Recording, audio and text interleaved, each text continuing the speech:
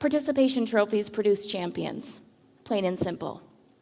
We tend to see them as emblems of the millennial generation who expects a reward merely for showing up. Today, I ask you to reconsider the power of the participation trophy, not as a tool for coddling, but as an instrument in supporting resilience. Some years ago, I was sitting in my first meeting at work after a few weeks off. I was 5 months pregnant, and I had already been wearing my maternity clothes for several months. Moms, it was my second kid, and you know how that goes. An eager and enthusiastic young 20-something was leading his first team meeting. He was prepared, and he started our team off with one of those corporate icebreaker questions. Let's go around the room and share where we would like to be in 5 years. He eagerly pointed to our first colleague, whose eyes were gleaming with ideas, and they started to rattle off their 5-year plan. And then that young leader's gaze started to scan the room until his eyes fell on me, and I could see in that moment the instant realization on his face that said, "Why did I pick today to ask that question?" He continued to point around the room, each of our colleagues sharing their plans for their life, and then it was my turn. I had no idea what to share. You see, this was my first day back to work after my 30-year-old husband died unexpectedly. I'm sorry if you thought I was just talking about trophies today. You see, in those days, I absolutely wanted an award for showing up. I needed people to tell me, keep going. The concept of participation trophies has been misconstrued. We see them as medals of mediocrity or badges of entitlement. I urge you to reconsider them as markers of effort, reminders of courage, and a record of the willingness to try. We are not natural-born champions, and when we downplay the power of participation, it can lead to a sentiment of, why should I try if I know I'm not going to succeed? And as Abraham Lincoln rightly said, my great concern is whether or not you have failed, but whether you are content with your failure. Consider iconic figures like Jerry Seinfeld. He totally bombed on stage during his first stand-up comedy performance and went on to become one of the highest-grossing comedians in history. Michael Jordan is regularly counted among the top athletes, and he credits his success to missing over 9,000 baskets during his NBA career. Their failures were participation trophies.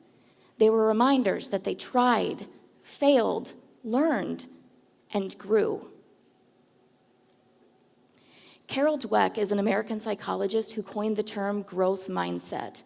She argues that the passion for stretching yourself, even and especially when things aren't going well, is the hallmark of the growth mindset. This is the mindset that allows people to thrive during even the most challenging times of life. In Grief Support 101, they will tell you that 5 stages of grief model we commonly hear about is total baloney. We tend to think of grief as this linear process where the griever moves neatly step to step from shock to acceptance, never to return. In reality, grief is full of twists and loops with plenty of 2-step forward and 1-step back moments. I used to have the same linear view of success. I wrongly assumed that successful people achieved great results because they had what it took to win on the first try. In reality, success only comes after many, many rounds of participation, failure, learning, and growth. Being pregnant when your husband dies is a cruel twist of fate, and at the same time, the biggest blessing. When I was in the depths of grief, taking care of my emotional and physical health was the last thing I wanted to think about. Laying in bed and staring at the wall sounded way, way more appealing than trying to put on a brave face for the world. So I took life one day at a time. I set really small, achievable goals for myself, like eat some food on day 2, or find a therapist on day 3. And there was something magical that started to happen when I set those realistic goals for myself, And most importantly, when I gave myself grace for not reaching the goal the first time. I started to turn those goals into reality, my confidence went up, and I realized I'm capable of more. It's been almost 7 years now since my late husband Adam passed away.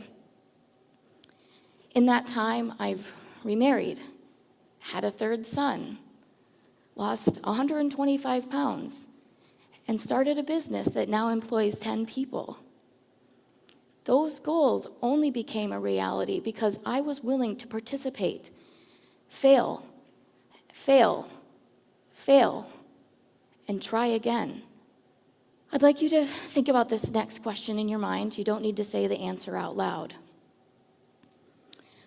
What do you think is the opposite of participation? It's absence. When we don't participate, all we're left with is silence and the chances left untaken. When we belittle the concept of the participation trophy, we're effectively discouraging the very act of stepping into the arena. We're discouraging that willingness to try. So, the next time you see a child holding a participation trophy with pride, don't think of it as everyone's a winner. See it as a testament to that child's bravery, their commitment to growth, and their engagement in life. Life is not about the grand finishes. It's about the journey, the lessons we learn along the way, and all of those small steps that lead to greatness.